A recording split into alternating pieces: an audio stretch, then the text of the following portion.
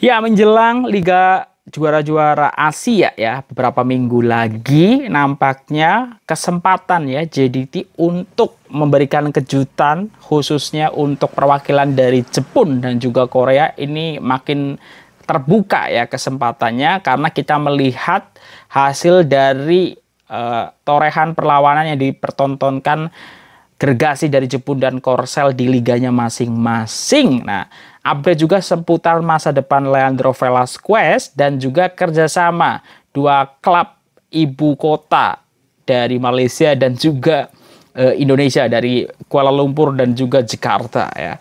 Nah, detailnya seperti apa ikuti video ini sampai akhir. Selamat datang di JJS Update.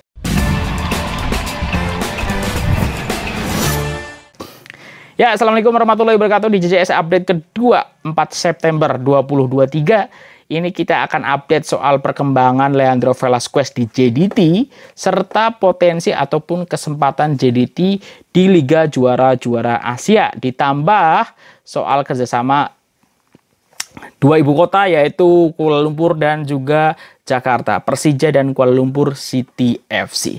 Ya, yang pertama ini soal kesempatan ataupun peluang JDT memberikan kejutan di Liga Juara-Juara Asia. Walaupun kita tahu kumpulan yang dimiliki oleh JDT ini bukanlah calang-calang, bukanlah kaleng-kaleng ya. Karena ada dua gergasi Jepun dan juga dari Korsel. Ditambah BG Patum yang klubnya Chanatip Songkrasin ini yang berhasil menyingkirkan klub besar dari China. Klub dari ex-player dari tim nasional Brazil ya, Oscar. Oke, aku baca dari makanbola.com ya. Giliran Ulsan Hyundai terima padah menjelang Asian Champions League ya. Nah, pasukan K1 League Ulsan Hyundai pula menerima tamparan hebat sebelum melangkah ke pentas Liga Juara-Juara AFC. Prestasi wakil Korea ketika ini dikritik hebat selepas mengalami kekalahan mengejutkan menentang Gwangju dengan keputusan 2-0.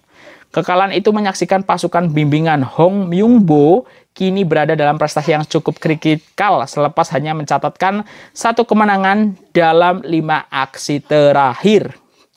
Sebelum ini Ulsan diikatkan berdepan FC Seoul dan juga Daegu sementara tewas menentang Gangwon dengan keputusan 2-0. Keadaan ini juga kelihatan sama ya. Jadi ini ternyata sama juga dengan apa yang dialami oleh Kawasaki ya. Jadi kalau Ulsan Hyundai ini cukup memprihatinkan ya. Ternyata prestasinya di 5 aksi terakhir ya. Hanya satu kemenangan di 5 perlawanan akhir. Jadi tak oke lah istilahnya gitu. Keadaan ini juga kelihatan sama ya dengan satu lagi pasukan di Jepun yaitu Kawasaki Frontale yang gagal meraih sebarang kemenangan dalam 5 aksi terakhir liga. Jadi Kawasaki Frontale malah lebih buruk lagi ya prestasinya di liga. Kalau Ulsan ini berhasil 1 dari 5 perlawanan terakhir kemenangan ya. Sedangkan Kawasaki Frontale nih tidak meraih 1 kali pun kemenangan dalam 5 perlawanan terakhir ya. Ulsan Hyundai juga hanya mampu menjaringkan 3 gol dan bolos 6 gol dalam 5 aksi terakhir ya. Jadi cukup memprihatinkan ya kalau di liga nih Ulsan ya. Sungguh pun begitu, mereka kekal pada ditampuk ke One League pada musim ini dengan 61 mata selepas 29 perlawanan ya. Tapi posisinya ternyata masih aman nih. Walaupun 5 perlawanan terakhir belum mendapatkan menang, tapi 61 mata ya sudah ya. Selepas 29 perlawanan. Undian di Asian Champions League menyaksikan wakil Malaysia Johor Darul Takzim ataupun JDT berdepan cabaran Ulsan Hyundai, Kawasaki Frontale dan juga jago Thailand BG Patum United. Aksi pertama JDT berdepan Kawasaki Frontale di Stadium Sultan Ibrahim pada 19 September manakala Ulsan akan turun menentang BG Patum di laman sendiri. Nah, ini menarik ya. Kawasaki dan juga Ulsan ini kurang lebih 5 perlawanan terakhir agak sedikit kesamaan ya, susah meraih kemenangan. Bahkan Kawasaki Frontale tidak satu pun. Nah, sedangkan Ulsan hanya 1 dari 5 perlawanan terakhir. Tapi masih kalau Ulsan ini masih ditampuk K1 League ya. Jadi ya secara overall tidak terlalu buruk ya, malah oke lah ya. karena sudah meraih 61 mata. Tapi ya semoga ini tren terakhir ini kan biasanya mempengaruhi untuk perlawanan selanjutnya ya. Nah, semoga ini akan jadi momentum untuk JDT boleh memberikan kejutan ya, khususnya ketika perlawanan perdana melawan Kawasaki Frontale dan nanti melawan klub-klub yang lain juga gitu, termasuk Ulsan dan juga BG Phantom. Nah, ini tak sabar karena ini sudah masuk ke bulan September ya. Nanti selepas FIFA Match ini kita akan segera tengok untuk Liga Juara Asia. Nah, pokoknya semoga aku dapat akses untuk tengok perlawanan tersebut. Oke, selanjutnya ini soal Leandro Velasquez ya. Nah, masa depannya di JDT macam mana? Karena kita kan udah cukup lama juga ini tak tengok Leandro Velasquez bermain di JDT ya. Ini aku masih baca dari makanbola.com. Leandro Velasquez beri bayangan mengenai masa depannya. Ya, jadi kan sebelumnya Leandro Velasquez ini dikaitkan akan pindah ya. Tapi kan waktu itu ada komentar TMJ ya soal Astela ya, soal Leandro Velasquez ya. Misteri kehilangan Leandro Velasquez daripada sesi latihan pasukan Johor Darul Ta'zim nyata menimbulkan tanda tanya kepada segelintir penyokong sebab penyokong bola sepak Malaysia, terutamanya penyokong JDT sendiri. Kali terakhir Leandro dikesan menyarungi jersey JDT adalah pada 29 Julai yang lalu dalam aksi Liga Super menentang Selangor FC di Stadion Sultan Ibrahim. Leandro sempat beraksi ke menit ke-63 sebelum dikeluarkan. Selepas perlawanan tersebut timbul pelbagai cerita mengenai masa depannya di JDT, sehingga akan pemilik JDT Tunku Ismail Idris Ibni Sultan Ibrahim mengesankan bahwa khidmat Leandro terus dikekalkan di JDT. Baru-baru ini Leandro telah memuat naik video dan gambar Stadium Sultan Ibrahim di laman Instagram dengan meletakkan caption Sempre ex Astedes yang bermaksud selalu ada untuk kamu. Terdapat juga gambar yang dipercaya merupakan bilik persalinan pemain JDT dan jersey nomor 10 yang dipakainya masih bergantung di situ.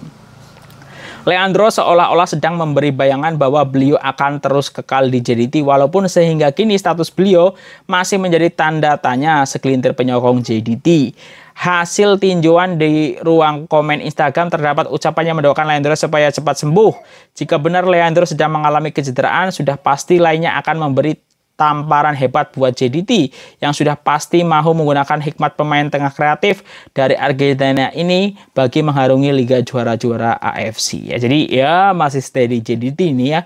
Kalau aku baca dari artikelnya makanbola.com ya, nampaknya masih mungkin proses recovery atau memang yang lain gitu. Nah, kita tunggu saja nanti. Oke, ya menarik ya karena kan ini gelandang stylish yang sangat energik, luar biasa lah untuk mengisi lini tengah dari Johor Darul Ta'zim. Nah, selanjutnya ini soal ya Kuala Lumpur City FC dan juga Persija Jakarta umum kerjasama strategik ya, dua klub dari ibu kota Malaysia dan juga Indonesia ya, Persija dan juga Kuala Lumpur City FC. Menurut satu pengumuman resmi oleh pemilik klub KL City FC, Azri Azrai, The City Boys akan bekerjasama dengan klub yang berpangkalan di Jakarta itu. Sebelum ini terdapat ura-ura yang mengatakan bahwa KL City akan menjalin kerjasama strategik dengan salah satu sebuah klub besar di Jakarta. Perkara ini akhirnya dimuktamarkan oleh Azri menerusi satu pengumuman yang dimuat naik di halaman Twitternya sendiri. Finalis AFC 22 ini telah memeterai kerjasama antara dua klub ini seperti yang diumumkan. Inisiatif kerjasama ini adalah pertujuan untuk memajukan pembangunan bola sepak dan menggerakkan hubungan budaya antara Bandaraya Kuala Lumpur dan Jakarta, sama-sama klub ibu kota ya. Sebagai sebagian daripada keluarga Rinani, KL City FC akan terus menjadi pelopor dalam arena sukan. Perkongsian ini menandakan komitmen kami untuk memupuk pembangunan bola sepak dan jalinan antara bangsa. Melalui kerjasama ini kami berusaha untuk memupuk dan memamerkan bakat yang muncul dari kedua-dua pihak ya. Kami percaya bahwa sukan adalah bahasa universal dan cara yang lebih baik untuk menghubungkan community kami daripada melalui semangat bersama untuk bola sepak tabak asli dalam kenyataannya.